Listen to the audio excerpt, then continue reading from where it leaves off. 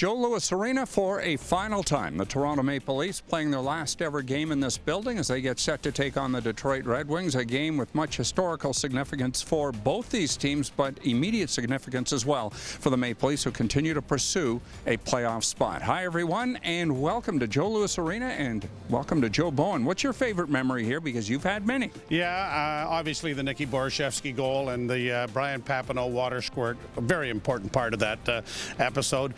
But you know what?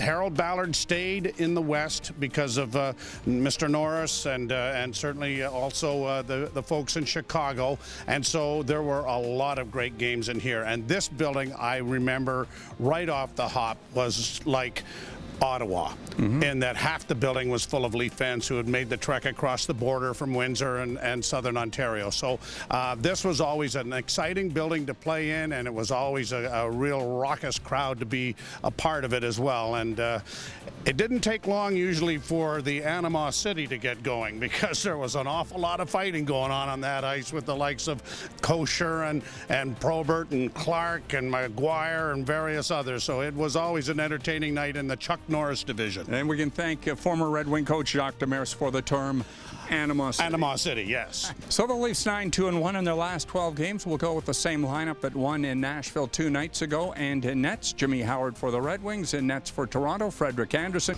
And visual images that we'll always remember. Brian Papineau on the bench after Nikolai Borashevsky's winning goal in 1993. Well, let's go back to 2017 and an opportunity to recreate after the Leafs morning skate here today. Well done, Brian. And here's to another water bottle shake at some point in the future. Game time on CBC's Hockey Night in Canada. 7 o'clock. Joe and Jim, of course, will have the game on radio and Sportsnet 590 The Fan. Our coverage here on Leafs TV set to begin at 6 with Molson Canadian Leaf Nation Game Day. Joe and I will see you then.